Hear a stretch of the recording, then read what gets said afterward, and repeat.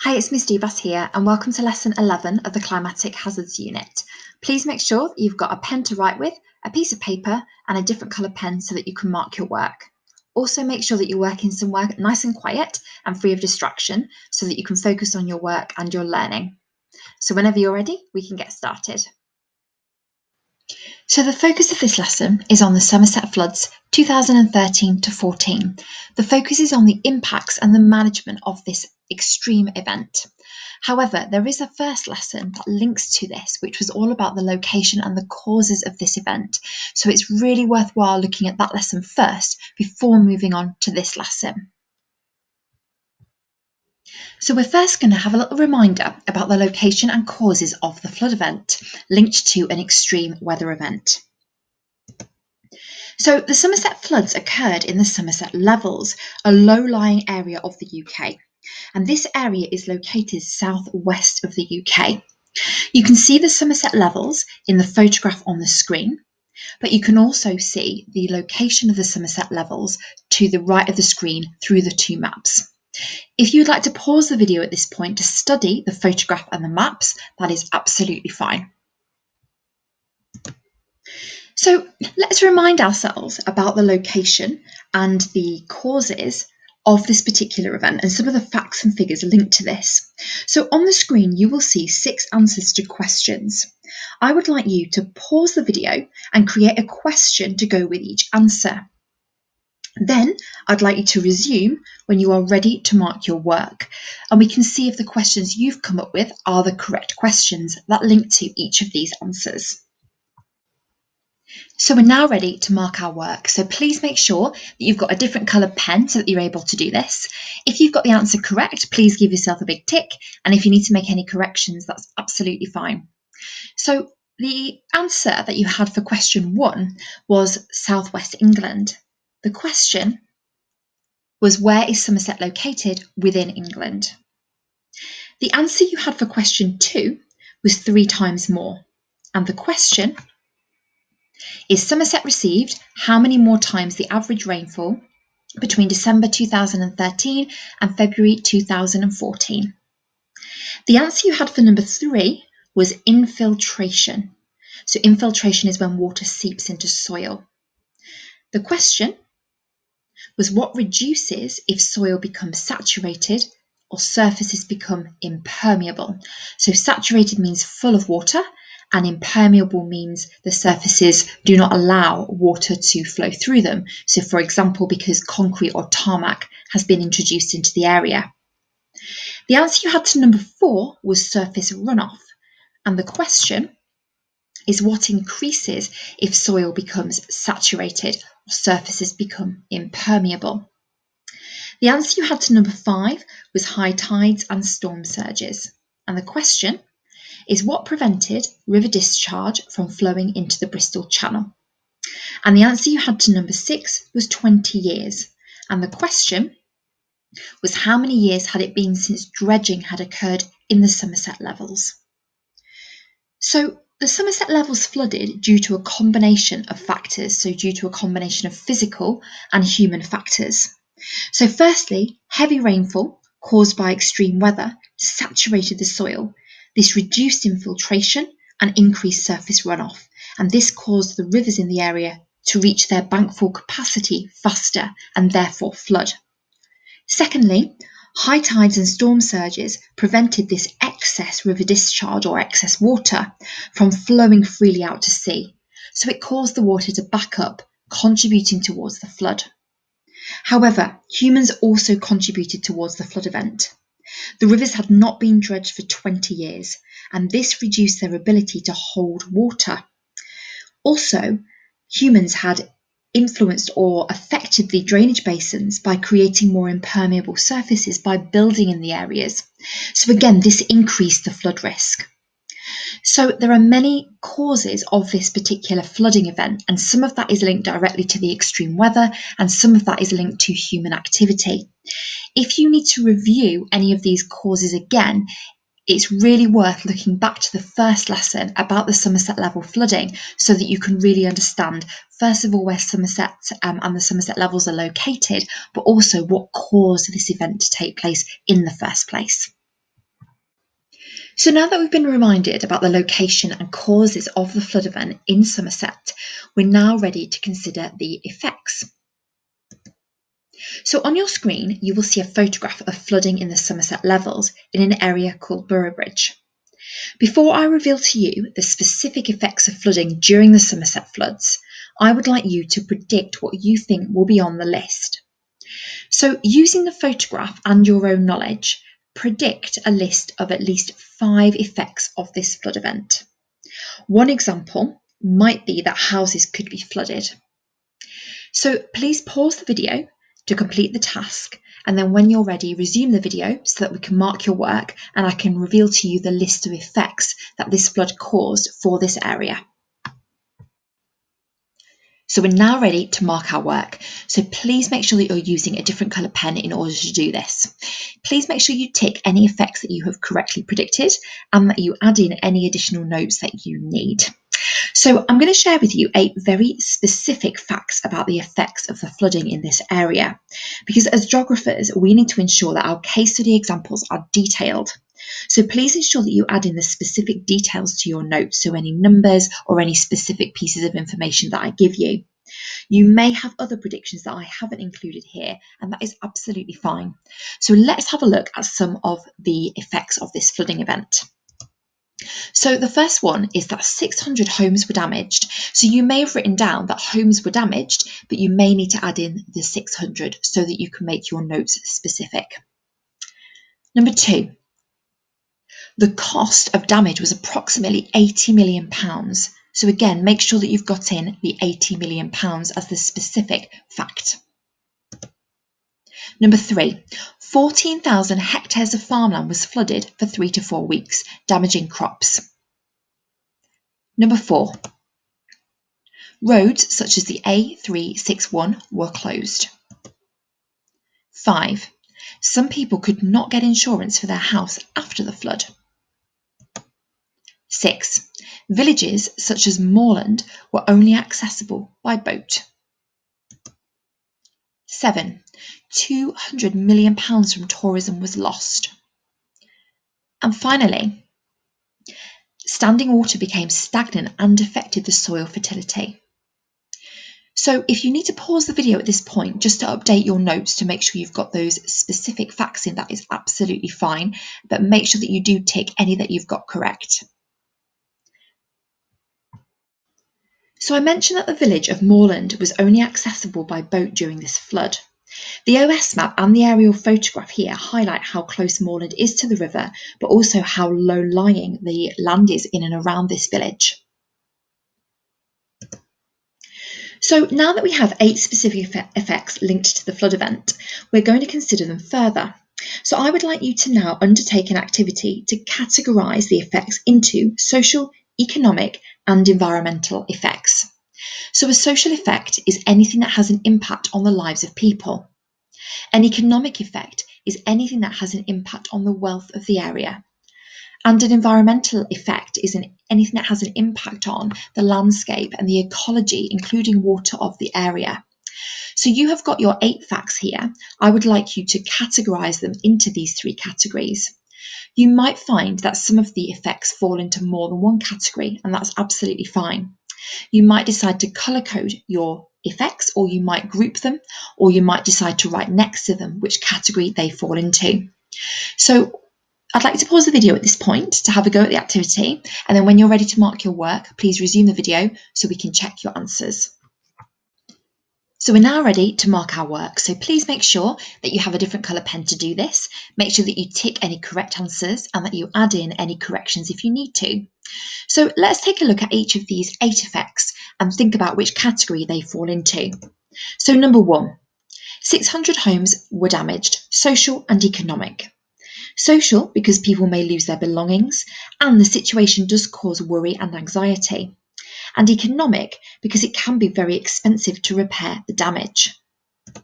Number 2, the cost of damage was approximately £80 million. This is economic. Number 3, 14,000 hectares of farmland was flooded for 3 to 4 weeks, damaging crops. So this would be social, economic and environmental. Social because it can affect food supplies.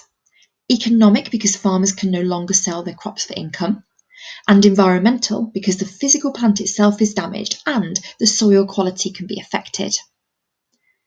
Number 4, roads such as the A361 were closed. So this is social and economic.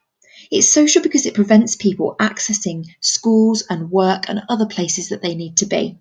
And it's economic because it also makes it very difficult for businesses to function. Number 5, some people could not get insurance for their house after the flood. So this would be social and economic. And this is because people may struggle to sell their homes. This also can be quite a worrying situation for people. Number 6, villages such as Moorland were only accessible by boat. This is a huge social issue because people's daily lives are significantly disrupted. Number 7, £200 million from tourism was lost. This would be social and economic. It's social because less people were able to visit and enjoy the area, but also economic because there's been a loss of tourist income to the area, and this also can affect jobs. And number 8, standing water becomes stagnant and affected the soil fertility. So stagnant water can smell unpleasant, and if it affects the soil fertility, this can affect future plant growth. So make sure that you check your answers and make sure that you've added in any additional notes that you need. So it's now time to make a decision. So you have a decision to make about these effects that we've just been studying. So which of these effects is the most significant and why? Now, most significant could mean the one that's the worst, the one that's the most long-lasting, the one that has the biggest effect on people or the economy or the environment. It is up to you to make that decision. So which of these effects do you think is the most significant and why? So I would like you to make your decision and provide at least 2 reasons for your decision. So you may just write this up in a couple of sentences. So please pause the video at this point to complete the activity and then resume once you're ready to mark your work. So we're now ready to mark our work. So the example that I've given is just one example. It's just the one that I've chosen, but you may have chosen a different effect to be the most significant, and that is absolutely fine. The most important thing is that you have justified your choice and that you've explained why you've chosen that particular effect to be the most significant. So providing at least 2 reasons. So the one that I chose was 14,000 hectares of farmland was flooded for 3 to 4 weeks, damaging crops. And this is my reasoning. This effect is the most significant because it has further social, economic and environmental impacts. Floodwater has damaged crops, which can no longer be sold for profit. This also affects local food supplies. In addition to this, the floodwater became stagnant and affected the fertility of the soil, which also means this effect is long-term. So that was my reasoning. So what I would like you to do is to check your answer just to make sure that you have really given valid reasons as to why the effect that you've chosen is the most significant. So have you given at least 2 reasons why within your answer? If you would like to pause the video at this point so that you can redraft your answer and to improve it and to adjust what you've written, that is absolutely fine. So now that we've studied the effects of the flood event, we're now going to consider how the flood event was managed or dealt with. Don't forget, there were several reasons why the flood event happened in the first place. So for example, an extreme weather event during the winter of 2013 to 2014 brought 3 times more rainfall than average to the area alongside storm surges. These were the physical causes of this flood event. However, human activity also contributed towards the flooding. A lack of dredging reduced the channel capacity of the rivers in the Somerset levels, causing them to reach bank full capacity faster and flood. Also, the urban areas surrounding the rivers reduced infiltration and increased surface runoff, causing the additional rainfall to reach the rivers in a shorter time frame. This also contributed towards the flooding. So the causes were a complex combination of different factors. So how was this flood event dealt with immediately, but also in the longer term? So the immediate responses of this event were the actions taken as soon as the extreme weather conditions were forecast and flooding in the Somerset levels was predicted. So what were those responses? So firstly, the Met Office issued a warning, a weather warning, that extreme weather was on the way. There was a prediction that there was going to be a high amount of rainfall, which therefore could lead to a flood. This allowed people to prepare and get ready for the flooding. Residents were moved to emergency accommodation in certain areas of the Somerset Levels, and this reduced the risk to life. Sandbags and floodboards were used to protect buildings, so this would reduce damage to the properties themselves and reduce the loss of personal belongings. This does, of course, reduce the cost of repair overall. Boats were used to access essential services such as medical care. Volunteer groups were set up to ensure that the communities looked after each other. And pumping stations were set up to pump water back into the rivers, so there were 65 of them. And you can see an example of one of those in the image on the screen. And this was hopefully helping to remove the floodwater as quickly as possible so that the cleanup could begin. So let's just think about this question. Why was pre-warning so important? So being given a warning that this extreme event was going to take place, which could lead to a flood, allowed people to prepare, and that allowed people to calmly respond and deal with the situation. So let's now consider the longer-term responses to the extreme weather event, which led to the flooding. So we cannot prevent potential future extreme weather events bringing excess rain to the Somerset Levels. So we have to think about how to reduce the chance that the rivers will flood in response to this additional rain. And we have to think about how to reduce the effects of flooding if the rivers did exceed their bankful capacity. So the Somerset Levels and Moors Flood Action Plan has been put in place. It's a 20-year plan costing £100 million. So the aim is to make temporary pumping stations permanent, so if there is a flood in the future, work can start immediately to remove the floodwater from the area, reducing the overall effects. There are also plans to raise road levels in some areas. This would mean access routes would not be cut off if a flood occurred. People could still access schools, medical care and jobs, and could be rescued more easily if needed. There's also a plan to build a tidal barrage at Bridgewater across the River Parrett. This would hold back the highest tides, which could reduce the chance of a flood. Finally, dredging of the River Tone and River Parrett will take place. These rivers hadn't been dredged for over 20 years before this flood event, reducing their capacity to hold the additional discharge. This can be seen in image 1 below. When the extreme weather event occurred, bringing heavy rainfall, the rivers reached bankful capacity faster, which led to the flood. We can see this in image 2 below. However, if rivers are dredged, this could mean diggers or pumps can be used to remove silt from the river channel to build up the river banks, increasing the river capacity. This would mean that rivers can hold more discharge, which therefore reduces the chance of a flood occurring in the first place. So dredging could be a really important key strategy to reduce the floods in the future. So we're now going to apply our understanding of responses to a question. So using a named example, explain the immediate and long-term responses to an extreme weather event. 6 marks. So because it's 6 marks, we need to write about 2 responses, one immediate and one long-term. So our named example is the Somerset Floods 2013 to 2014.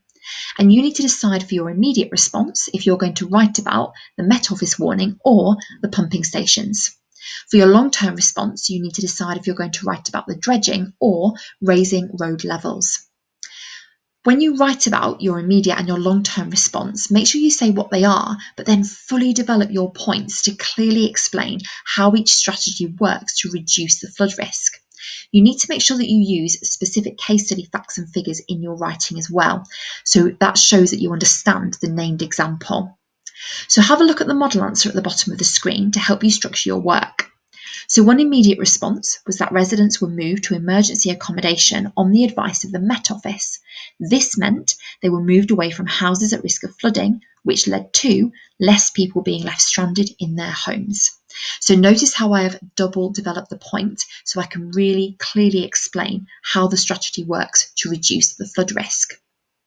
So please pause the video at this point so that you can write your answer and then resume when you are ready to mark your work. So we're now ready to mark your work. So please make sure that you've got a different colour pen in order for you to do that. If you have included something that I've included in the model answer, give it a big tick, but also make sure that you add in any additional notes that you need. And if you want to, you can pause the video and redraft and rewrite your answer if you want to make any significant improvements. So let's have a look at this answer. One immediate response to the Somerset Floods 2013 to 2014 was a warning issued by the Met Office prior to the extreme event, 1 mark. This meant that local residents could protect their homes using sandbags and floodboards, 1 mark. This led to a reduction in the risk to housing, which reduced the overall cost of the flood event, 1 mark. One long-term response to the Somerset Floods 2013 to 2014 was regular dredging as part of the Somerset Levels and Moors Flood Action Plan. Dredging in rivers such as the River Tone involves removing the buildup of silt in the river channel, 1 mark. This leads to increased river capacity, meaning more river discharge can be contained within the channel, 1 mark. Therefore, the river is less likely to reach its bank full capacity and flood, reducing the flood risk, 1 mark. So we're now to the end of our lesson today about the impacts and management of the Somerset Floods 2013-2014. Well done for all your hard work today. Please make sure that you complete the exit quiz so you can make sure that you've understood the key points from today. You might also decide to summarise the 3 key ideas that you've learned from the lesson today. Thank you very much for joining me. Take care.